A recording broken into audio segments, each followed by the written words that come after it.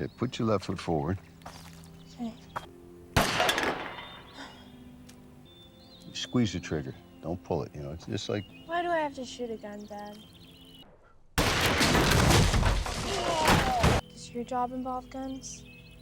Yeah, sometimes. Who the fuck are you? Marina?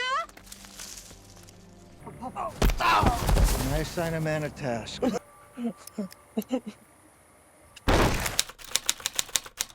The story kicks off with Thomas, a highly skilled hitman who's all about getting the job done.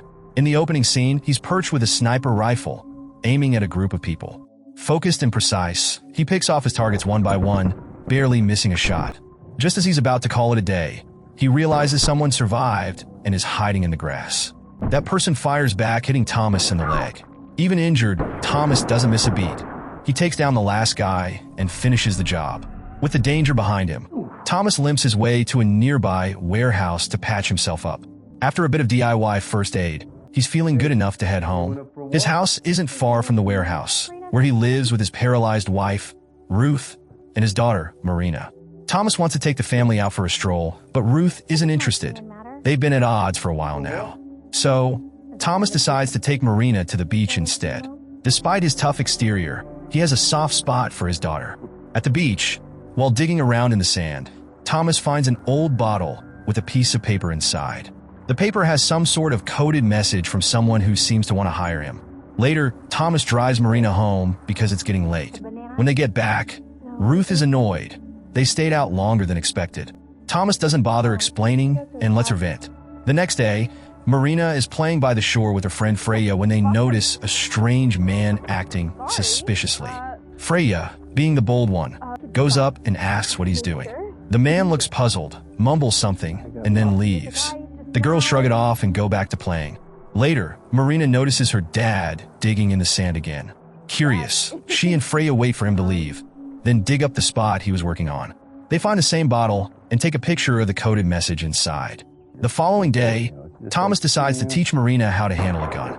At first, her aim is terrible, but with her dad's help, she starts hitting the target. She asks why he's teaching her to shoot, but Thomas brushes it off, saying it might come in handy someday. Meanwhile, Marina and Freya try to decipher the note they found in the bottle. It turns out to be a job order for Thomas to assassinate someone named Morton Miller, complete with an address. Marina has no clue her dad is a hitman, so she assumes it's some kind of prank. Later that day, Marina overhears her parents fighting. Ruth kicks Thomas out of the house, telling him not to come back. Marina is heartbroken. She doesn't want her parents to split up. The next morning, Thomas takes Marina to school and tells her to look after herself because he won't be around anymore. He reassures her that he loves her more than anything. Marina doesn't say much, but the goodbye hits hard. After leaving, Thomas heads to a horse farm to carry out his latest job, taking out Morton Miller, a big-shot drug lord. Morton shows up at the farm with a couple of bodyguards and heads inside to check on his horses, leaving the guards outside. Thomas is already there, waiting. He kills Morton quickly, then takes out the bodyguards. As Thomas tries to escape, more of Morton's men show up, leading to an intense shootout. Thomas fights them off, but not without taking a few hits. He's shot in the stomach and leg. Somehow, he manages to get to his car, but his troubles aren't over. A police officer approaches Thomas's car, questioning him about missing license plates and improper parking. Thinking fast, Thomas makes up a story about his plates being stolen and trying to chase down the thieves. Luckily, the cop buys the lie and leaves. Thomas, badly wounded, drives off but struggles to stay focused on the road. His condition gets worse as he goes. The next day, Marina heads to the beach where she and her dad used to hang out. Lost in her thoughts, she tries to process everything that's happened. On her way back, she spots her dad's car parked in the woods near the shore. Curious, she checks it out and is devastated to find Thomas dead inside, his injuries finally catching up to him. Heartbroken, Marina calls Freya for help. When Freya arrives, she suggests going to the police, but Marina refuses. Instead, she asks Freya to help her bury her dad.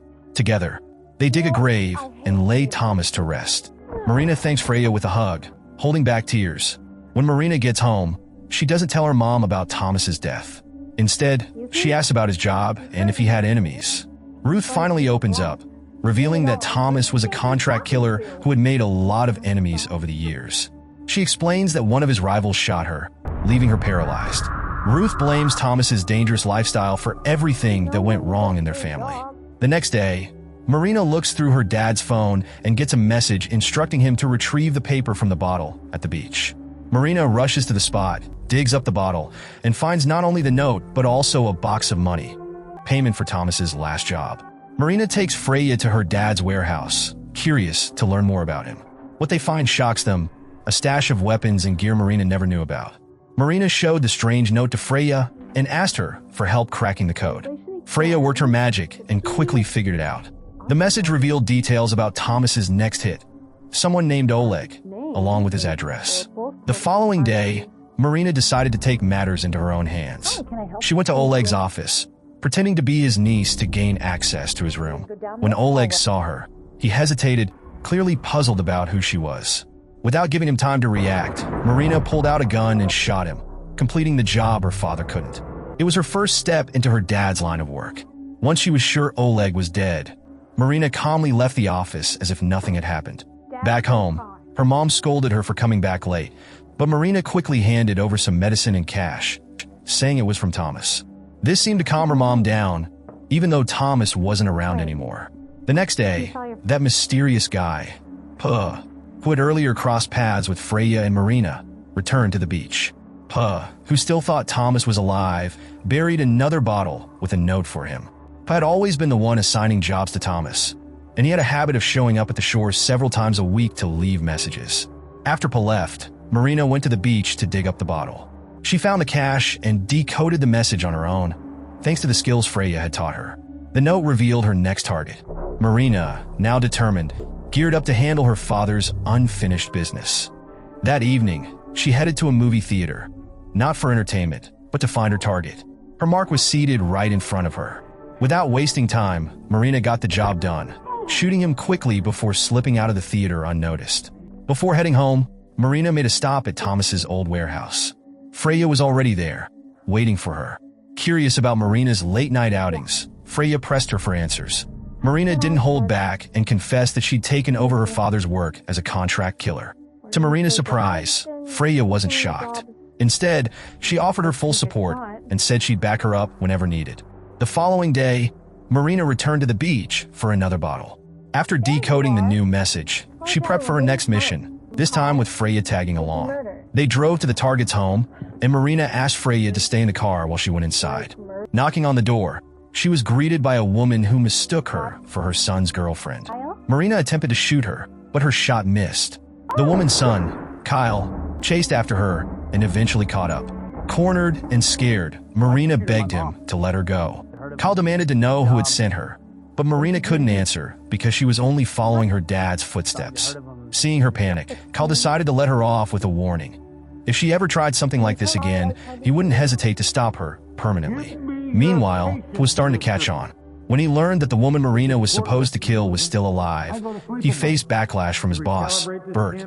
Furious, Bert ordered Puh to figure out what was going on. The next day, Puh returned to the beach and dug up a message he had left for Thomas. This time, he waited nearby to see who would retrieve it. To his shock, it wasn't Thomas but a teenage girl, Marina. That night, Marina read the note and geared up for her next task. She headed to a cellar where her target was supposed to show up. As soon as he arrived, she shot him and made a quick escape before anyone could notice. However, Puh was waiting for her outside and grabbed her. Enraged, he demanded to know why she was taking over Thomas's assignments. Thankfully, Freya arrived just in time to help Marina. During the scuffle, Freya got shot in the arm, but they managed to get away and rush Freya to the hospital. That night, Marina stayed home, but things took a strange turn. Her mom, Ruth, noticed something odd, a woman crawling on all fours nearby. It turned out to be one of Puh's associates, and Puh himself showed up shortly after, bringing along a crew of men. What followed was a chaotic gunfight. Despite being outnumbered, Marina used the skills she had inherited from her dad and managed to take down all of Puh's men. In a desperate move, Puh captured Marina's mom and demanded her surrender. Furious, Marina confronted him and revealed that she was Thomas's daughter. Without hesitating, she pointed her gun at him and pulled the trigger, killing him instantly. The next morning, Marina and her mom buried Puh and his men behind their house. Oddly enough, neither of them seemed sad or scared. They looked almost relieved to have taken out their enemies. In the final moments, Marina tracked down Bert, the man she believed was responsible for her father's death. Instead of killing him outright, she chose to shoot him in the legs, leaving him injured but alive. And with that, Marina walked away, determined to carve her own path in the shadow of her father's legacy. Thanks for tuning in. If you're new here, don't forget to hit that subscribe button for more awesome recaps. See you next time.